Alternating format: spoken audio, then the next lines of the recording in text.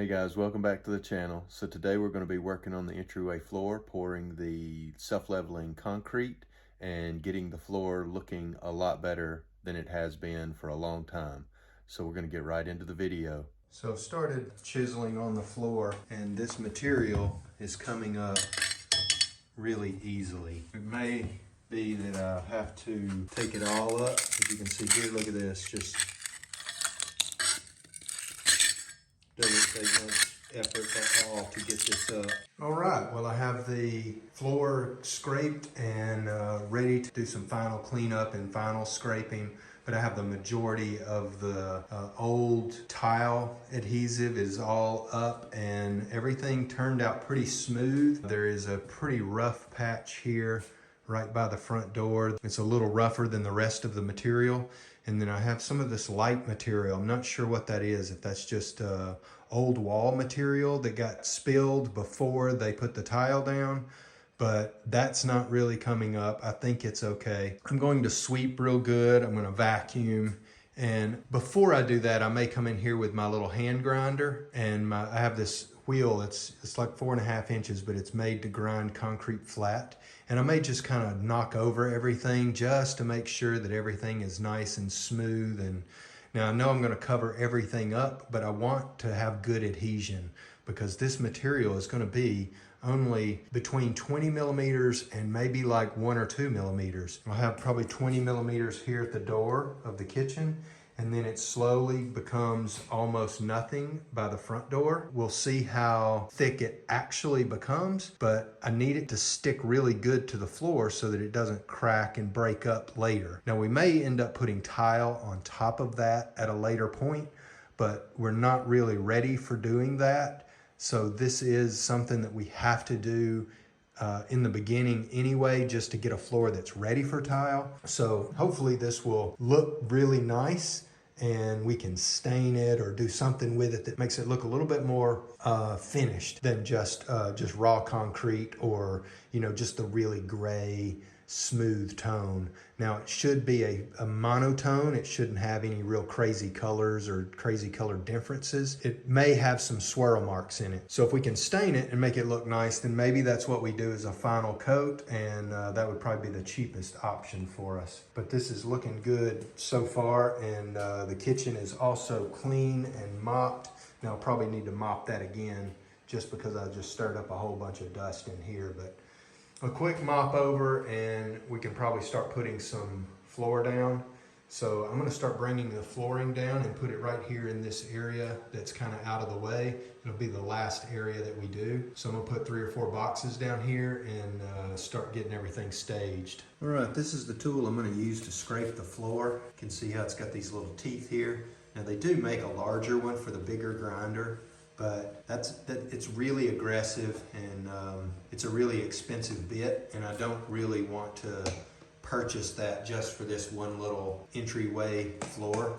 I'm just going to spend a little bit more time using this, and I don't think I need to go over the entire floor, but I do want to hit the main areas where it's going to be really high traffic and that kind of stuff. And also this is what I used to scrape up the floor. I've got a pretty wide bit there. It's probably about 1.5 inches or so wide. It's a hammer drill, so you can do just the hammer, a hammer drill, or just drilling.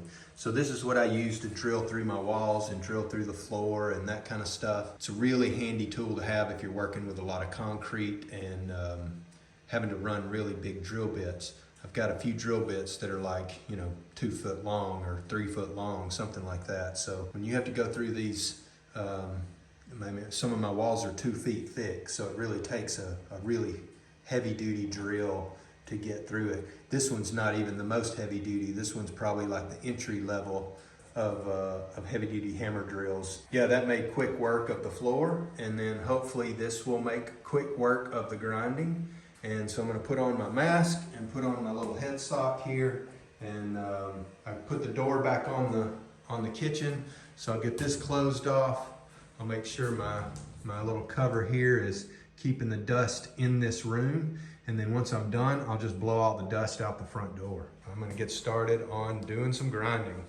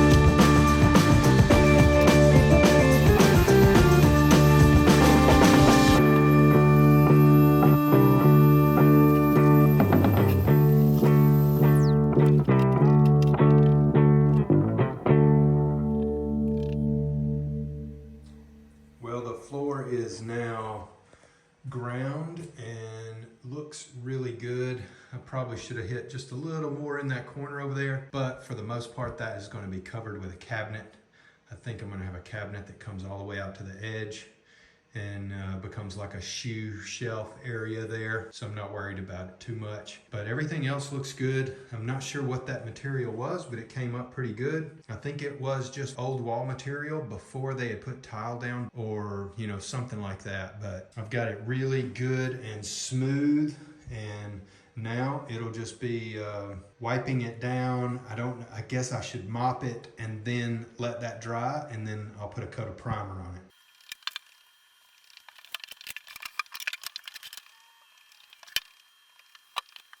All right, it's another day working on the house. I'm about to put some primer on the entryway floor.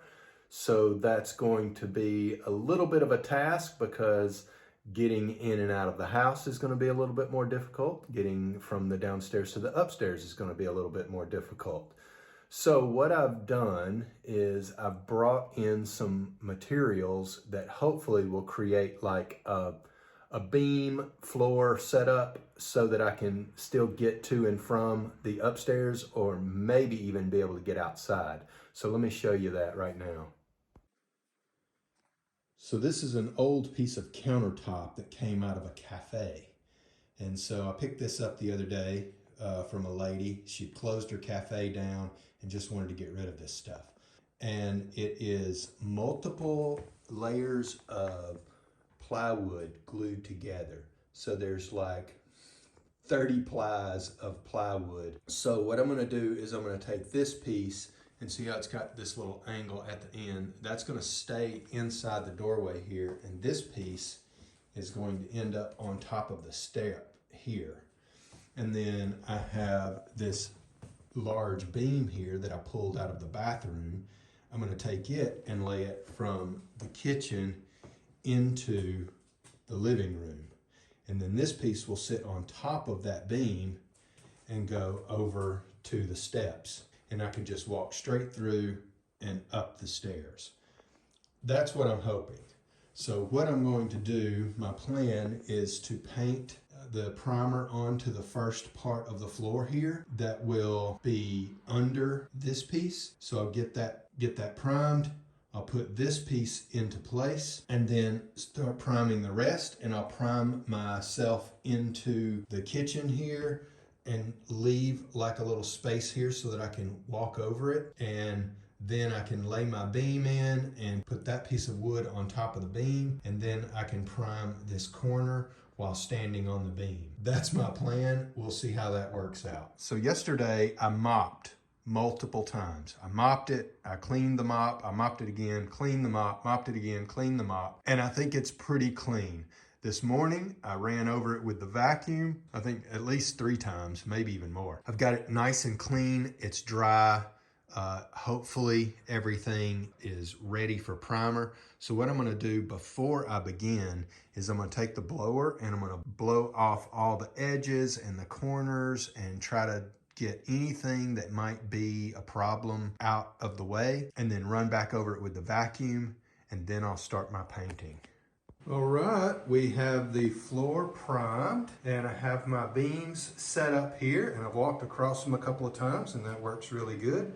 So what I did is I first laid this big one down, and then when I laid the other one on top, I put some screws. I put a screw down here in this hole, and then I've got a couple of screws over here that will keep this in place and keep it from rocking and twisting. And you know, if you step on one side or the other, it was a little bit shaky. It's not perfectly flat into this step. So that's nice and secure. I have the primer completely covering the floor. It says 2 hours to let this dry, and then I can pour the concrete right on top of it. I've got my bucket of water ready for the flowable self-leveling concrete. I've already got the water in the bucket. I'm gonna bring the bag in there, get my mixer ready, and have all of that stuff set up and prepared to pour it. So my plan is to pour the deepest sections first. I'm gonna put a little wood piece here that will create like a dam so it doesn't flow off the edge. I'm gonna start pouring in this lowest section. Once it reaches to this point, so you can see here a height difference on the other side of this crack. So once it reaches this crack, so everything up to the door will be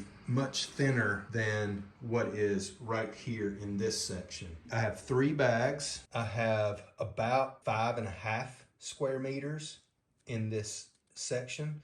So this is only going to cover 3.6 at 10 millimeters. I've got 20 millimeters at the most on this section. And then up by the door, it will probably only be about 2 millimeters. It's going to be super thin by the door. All right, we have the floor ready. It's dry. I'm about to pour the first 2 coats on. These are the first 2 bags. And once I've got one poured, I will go ahead and mix up the second one, or the third one, pour the second one, and then the third one will be ready to pour. There's 3 minutes of set time, but you mix it, you let it sit for 3 minutes or so, and then you mix it again, and then it's ready to pour, and you've got about 30 minutes to work with it. So there should be plenty of time. This should be pretty easy, pretty small space. I'm gonna get the first 2 poured, mix up the third, and then go from there.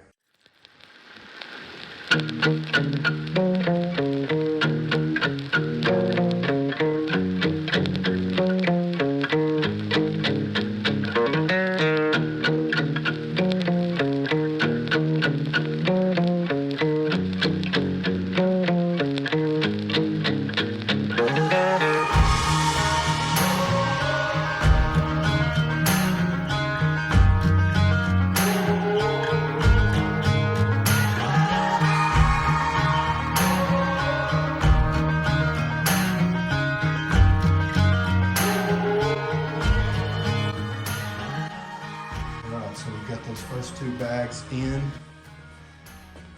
and everything has reached the corners and the areas, and it has actually flowed over the crack. So that's really nice. You can see how it's seeping down in a little hole here. So I'm gonna put some more down in there. But it's looking really good. Built me a little dam there with a little strip of wood and some tape just to kind of seal off where it touches the floor. And so now I'm going to start pouring at the door and work my way back, and then I'll smooth everything out. I'm using a little 3 millimeter notched trowel to just run through it and like comb it out and get it to touch everywhere. And then it will settle in the way it needs to. So I'm just letting this last batch cure right now, then I'll pour it in place. But this is looking really good so far.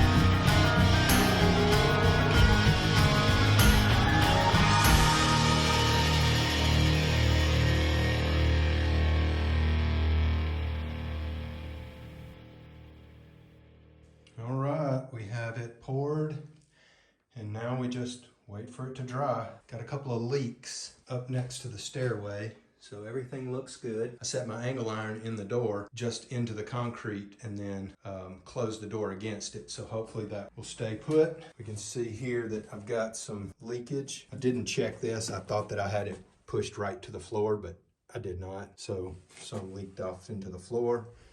And then I have a hole here. I stuck a piece of paper up in there to stop it from coming out, but I got a nice big puddle down here. Shouldn't matter. I think everything is going to be fine. Once it starts setting up, it won't take much to stop the flow. I think everything's going to be good. It's looking good, and it will look a million times better than it did anyway. I'm just going to let it dry, and it's going to definitely look a lot smoother and cleaner and much easier to clean.